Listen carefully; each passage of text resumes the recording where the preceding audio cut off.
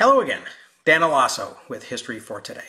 And after taking about a week off, technically I guess it was 5 days according to my calendar, I'm trying to get back into my routine of school preparation, writing, exercise, and a little bit of gardening and yard work. The indoor work mainly involves getting stuff onto my calendar for the rest of the summer. If it's not on my calendar, it doesn't really get done, unless and until it's really stressing me out. That's actually one of the reasons that I give some credence to David Allen's getting things done techniques, because I like that sense of flow that I have when I can just look at the calendar and do the thing that's on it without having to second guess.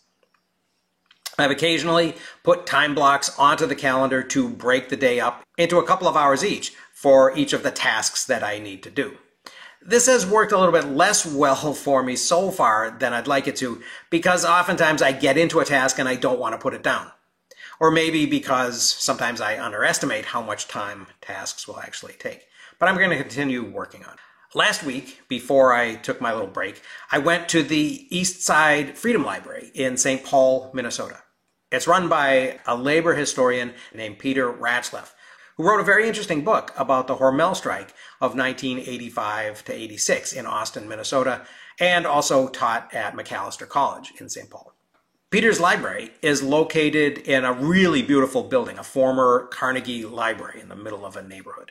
And he has organized the books into a series of what he calls collections that, if you view them as units, kind of give you an impression of the different types of sources used by the variety of different scholars who have donated their libraries. And this interests me because this is kind of similar to looking at somebody's slipbox or research notes. And although I didn't get to spend a lot of time following threads like that, it would be an interesting process. Peter's personal collection actually is the largest in the library. But he says that that's partially because he adds new additions that continue coming in to his library as they come in.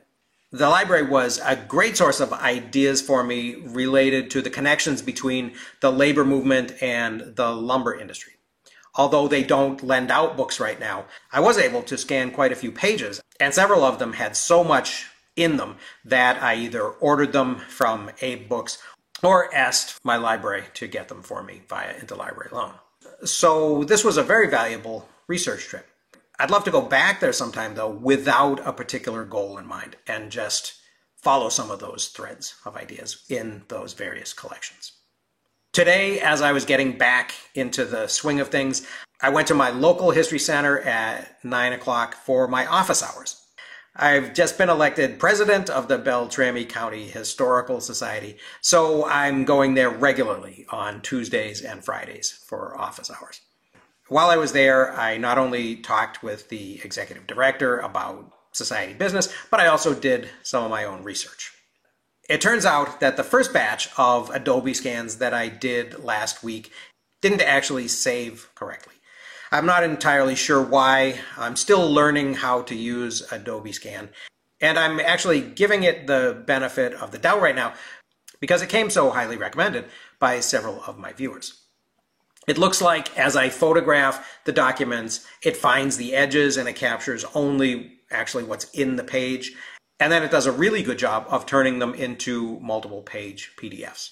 And that'll be a huge advantage right there, even if I have to run the resulting PDFs through Acrobat Pro to get a usable OCR that I can highlight. And I'm not sure whether I'm going to need to do that, but either way, it's not a particularly time-consuming step.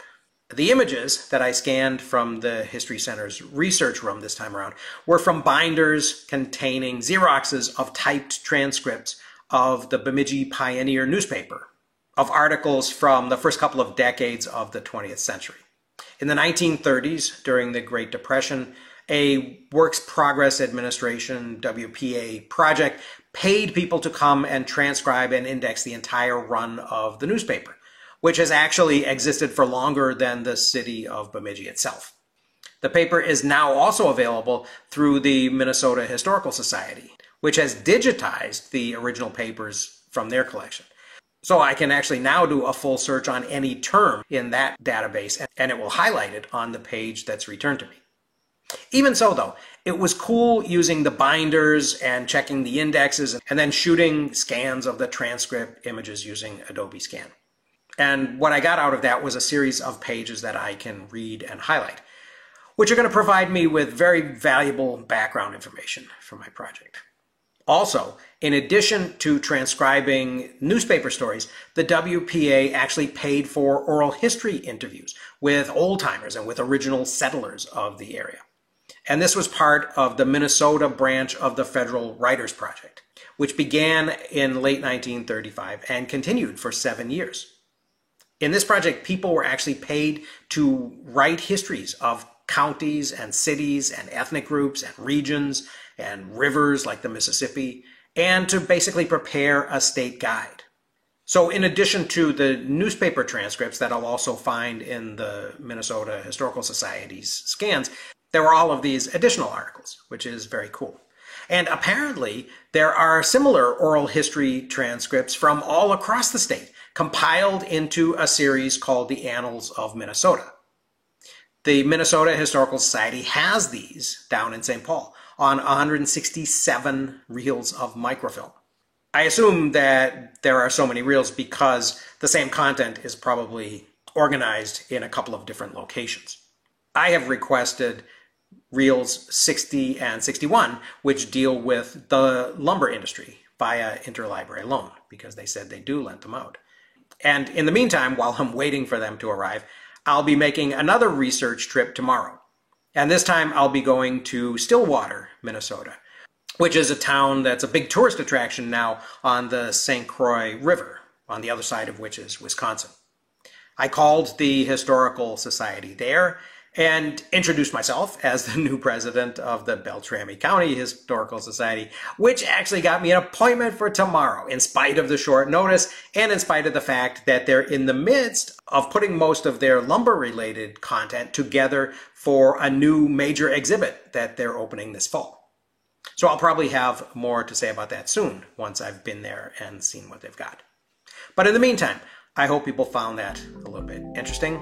I'm glad to be back in front of the camera, and I appreciate you listening. Thanks very much. And I will see you again very soon.